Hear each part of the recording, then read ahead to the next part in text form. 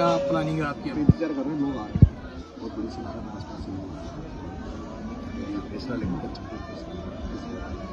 पूर्व विधायक गोपाल जी भी साथ थे और रात में रखे तो एक दो क्या? लोगों से क्या अपील करेंगे आप?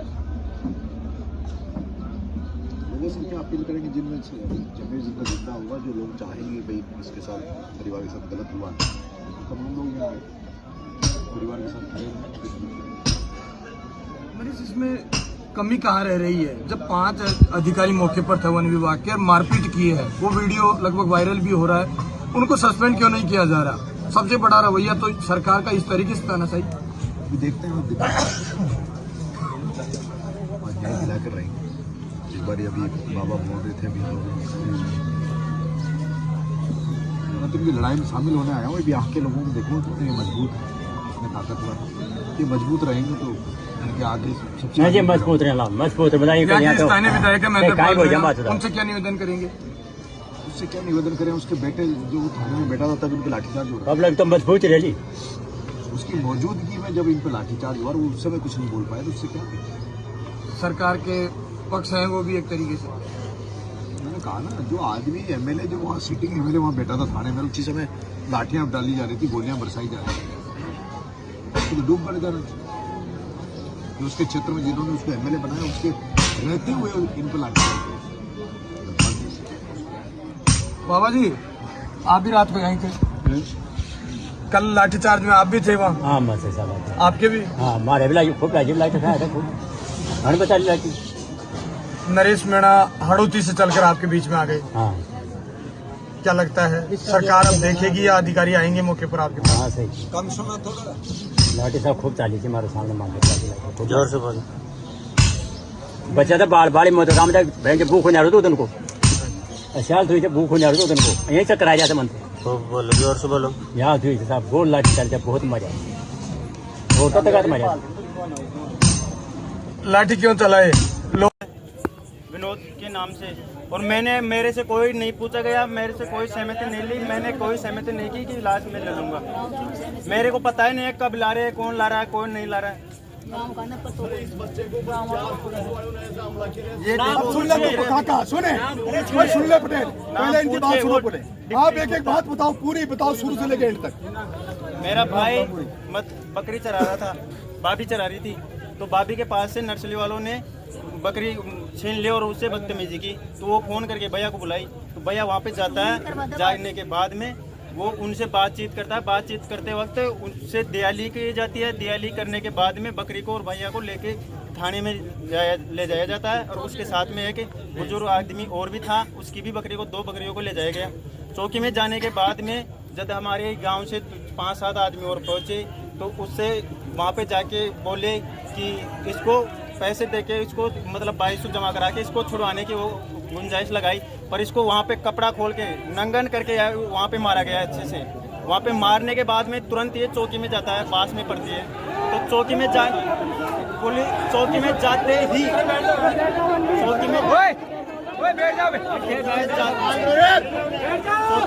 पुलिस वाले कोई एफआईआर दर्ज नहीं करते। बैठ जाओ नीचे यार, कसम है तुम्हें मेरी। किसी की औकात नहीं अब यहाँ आ जाए।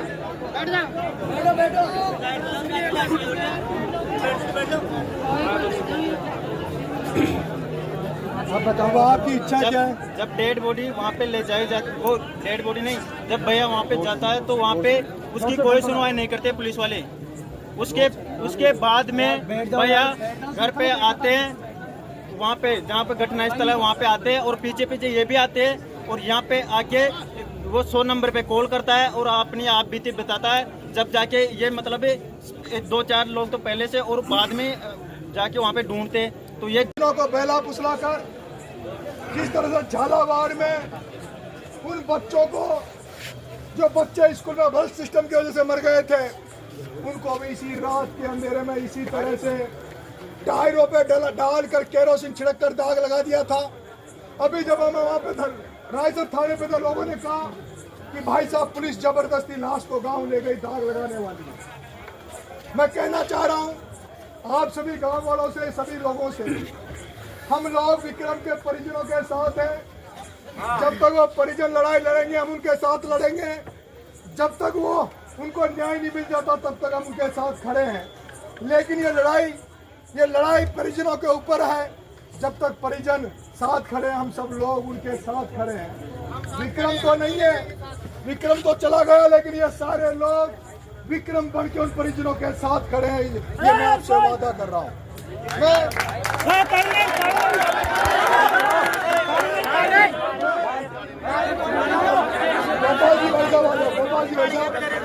गोपाल जी एमएलए साहब बता रहा गोपाल जी मेरा मैं आपसे कहना चाह रहा हूँ, लड़ाई केवल विक्रम की नहीं है। चुप रहो।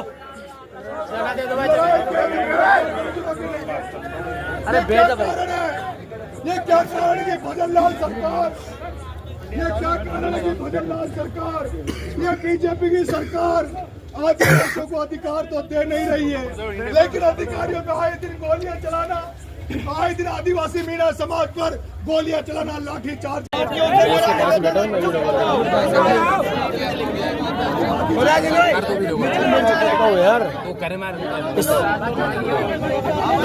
बेशरम मैं खड़ा हो सकता हूँ, खड़ा हो सकता हूँ। भाई नरेश मीणा जिंदाबाद।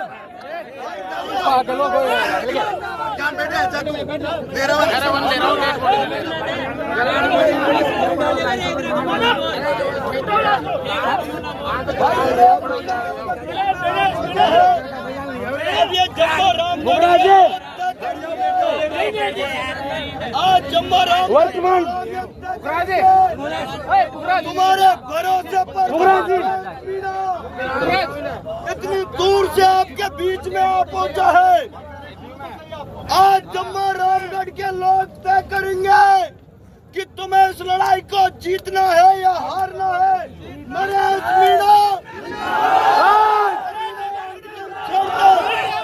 नरेश मीणा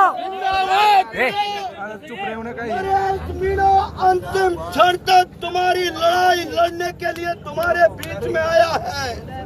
ये आज तुम लोग तय करोगे कि लड़ाई जीतनी है जो नरेश मीणा के साथ पूरी रात और चाहे कितने भी दिन क्यों नहीं निकल जाए। क्या आप तैयार हो?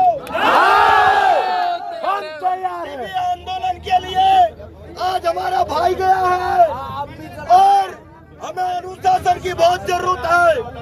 हमारा जो लीडर बोले, जब भी हमारा लीडर बोले तो बात को ध्यान से सुनना होगा। इसलिए अनुशासन के साथ सब लोग बैठ जाए।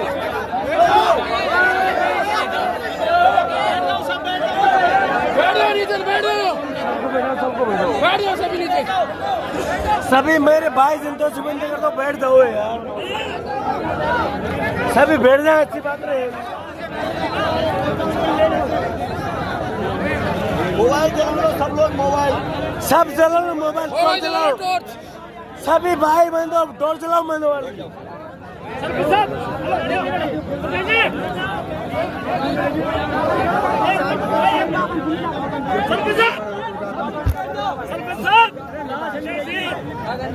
घोड़े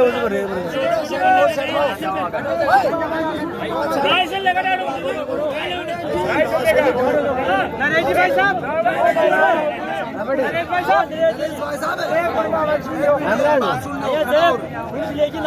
हेलो बेटा, मैं रायपुर सुबह होगा। हेलो बेटा, आराम से होना बेटा।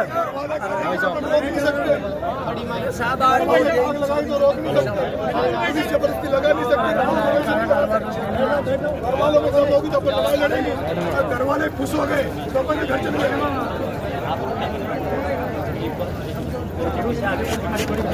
नीचे बैठो सब देखो यार, जबरदस्ती दाग लगा देंगे क्या? घाट में दम नहीं होगी तो 90% से ज्यादा 20% वो लोग ऊंचे। विक्रम मीणा के परिजनों की लड़ाई लड़ने आए हैं।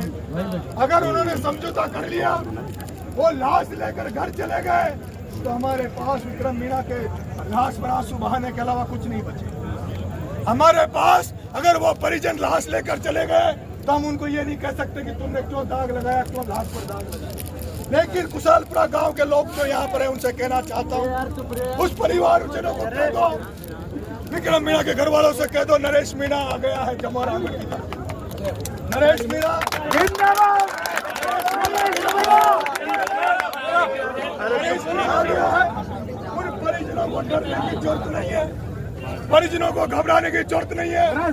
किसी सरकारी नुमाइंदे की औकात नहीं है, किसी सरकारी कर्मचारी की औकात नहीं है, खाकी वर्दी की औकात नहीं है जो नरेश मीणा के जमोरामगढ़ की धरती में मौजूद रहने के बाद अब किसी के ऊपर कोई अंगुली उठा दे, ये मैं आपको गारंटी दे रहा हूँ।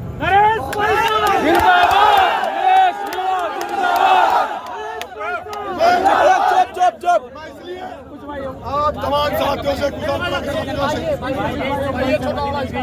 रुकिए यार, मेरी बात सुनो। आज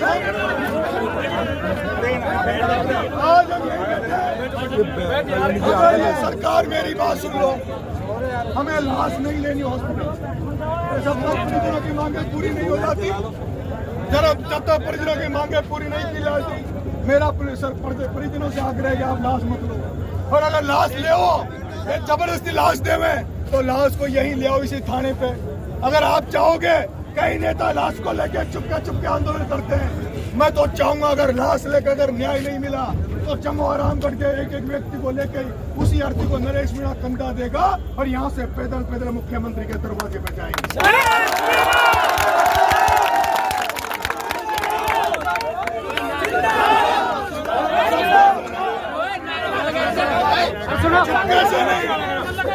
चुपके से नहीं,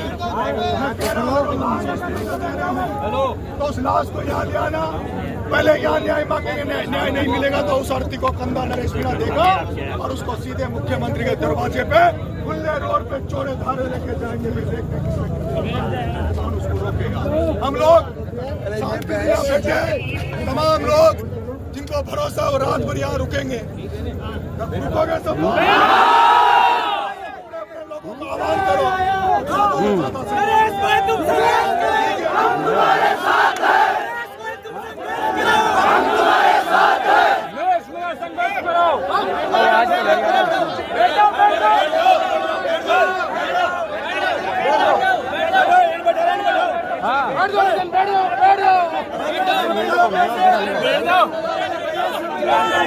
बीच में साथ में बात करो।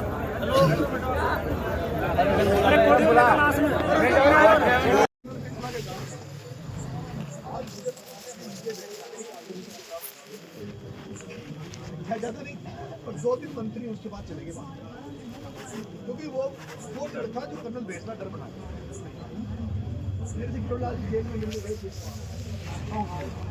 रिकॉर्डिंग तो नहीं कर रहा की बात, मेरी सारी बातें हुई, मैंने उनका सम्मान किया, देश हुए भाषा जो लास्ट में उन्होंने एक बात मेरे से कही कि मेरे को नीचा दिखाने के वारसू के रेट बेटा था, वो अधिकारी बेटे थे, उनके साथ मेरे से कहते हैं, और वो ये बात मेरे से कई बार कहते हैं कि नरेश नेतृत्वकर्ता को भीड़ पर नींद करना चाहिए। मैंने कहा नेतृत्वकर्ता का पूरा नियंत्रण, मेरी सेना पूरी अनुशासित, लेकिन मैं इस कौम को फर्क बनाना चाहता हूँ। मैं चाहता था 5-10 महीना मरे, मैं चाहता था 5-10 महीना मरे, क्यों मरे?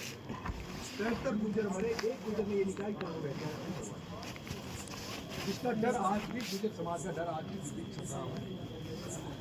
मैंने कहा आनंद पाल मरा, हिस्ट्री सीटर था, उनके साथ गौतम सिंह उसके साथ जो वकील है, आनंद पाल सिंह हिस्ट्री सीटर था, बदमाश का जब पुलिस ने एनकाउंटर किया, राजपूत समाज में ताकत दिखाई, 2-3 आदमी मर गए, 2-3 आदमी मर भी गए, लेकिन सीबीआई की जांच हुई, वो अधिकारी सस्पेंड हो गए, उन्होंने ताकत दिखाई, एक लड़की का मरवा, मीणा समाज को तुमने अब तक इतना कमजोर कर दिया।